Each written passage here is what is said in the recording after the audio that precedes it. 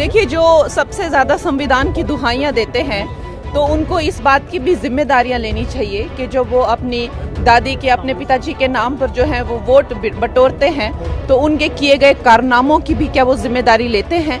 और आज जो संविधान की सबसे ज़्यादा दुहाइयाँ देती हैं, ये भी ज़रूरी है कि उनका खुद का ट्रैक रिकॉर्ड वो देखें। संविधान की जिस तरह से धज्जियाँ उड़ाई गई हैं और जिस तरह से गला घोटा है इमरजेंसी के द्वारा और सबके संवैधानिक अधिकार जो है इन्होंने छीन लिए थे, वो सब भी हम बार बार दुनिया को याद दिलाएंगे ताकि इस तरह का खिलवाड़ जो है संविधान से के साथ दूसरी बार हो ना पाए।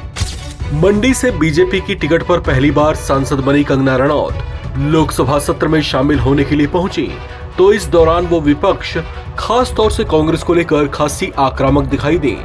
कंगना रनौत ने इमरजेंसी के 50 साल पूरे होने पर कांग्रेस को जमकर घेरा। कांग्रेस नेता राहुल गांधी का नाम लिए बिना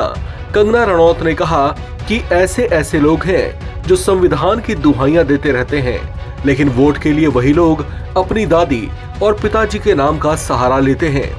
कंगना रनौत ने कहा कि ऐसे लोगों को अपना ट्रैक रिकॉर्ड देख लेना चाहिए। कंगना रनौत यहीं नहीं रुकी, राहुल गांधी पर इशारों में प्रहार करते हुए उन्होंने आगे कहा कि अगर वो वोट के नाम पर पिता और दादी के नाम का सहारा लेते हैं तो फिर उनको उनके कारनामों की भी जिम्मेदारी लेनी चाहिए।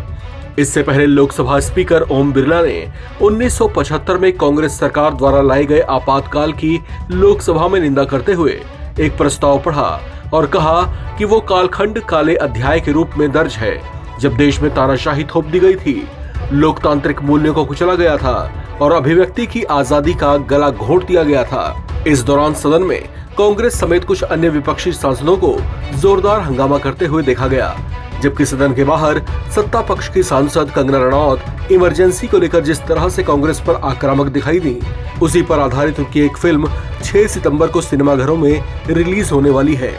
बताया जा रहा है कि उस दौर में इंदिरा सरकार के फैसलों और उससे उपजे हालात इस फिल्म में दिखाने की कोशिश की जाएगी।